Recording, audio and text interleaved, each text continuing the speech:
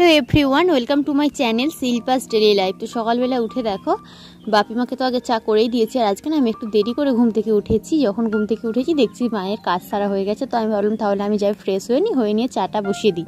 আর আজকে আমি একটু চাই খাচ্ছি।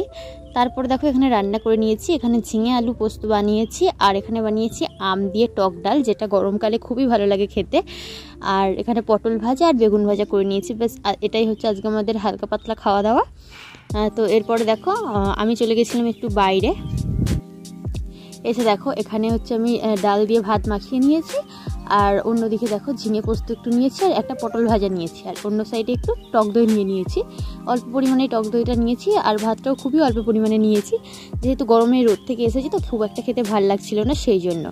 আর তারপরে দেখো সন্ধ্যাবেলা এখানে আমি বসিয়ে দিয়েছি চা, আর বাড়িতে চা আর চিনিটা শেষ হয়ে গিয়েছিল, তো যা ছিল ডিবের মধ্যে সেটা ঢেলে দিলাম, চা বানাতে বসিয়ে দিলাম। আর বাকিটা এবার দেখো বাপি এনে রেখেছিল, বাপিকে বলেছিলাম বাপি এনে রেখো, তো সেটাই এখন আমি প্লাস্টিক থেকে কৌটোর মধ্যে ঢেলে রেখে দিচ্ছি। আর এক্সট্রাটা কিছুটা আমি প্লাস্টিকে মুড়িয়ে রেখে দিলাম, যাতে কৌটোটা শেষ হয়ে গেলেও বাপি যদি 2-1 দিন আনতে দেরি করে যাতে অসুবিধা না হয়, আর যাতে আমি মানে পুরোটা শেষ হওয়ার আগেই বলতে পারি, তো সেই জন্য আর কি রেখে দিলাম।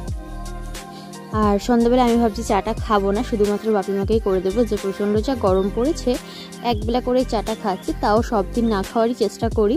একদিন মনে হয় যে না একটু খাই, তখন একটু খাই আর কি। তো চলো তোমরা ভিডিওটা দেখতে থাকো। আর এখানে দেখো আমার চাটা বানানো হয়েও গেছে, এবারে বাপি মাকে দিয়ে দেবো। বাপি তো চিনি ছাড়া খাই, আর মাকে চিনি দিয়ে দেবো আর কি। তো চলো বাপিকে বিস্কুট দিয়ে চাটা দিয়ে দিলাম।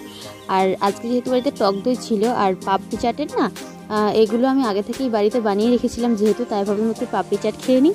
তো সন্ধ্যাবেলা এটা নিয়ে বসে গেছি। তো চলো আজকের মতো ভিডিওটা আমি এখানেই শেষ করলাম। কেমন লাগলো অবশ্যই কমেন্ট করে জানিয়ে, যদি ভালো লাগে তাকে লাইক করো, কমেন্ট করো, আর চ্যানেলটিকে সাবস্ক্রাইব করে আমার পাশে থেকো।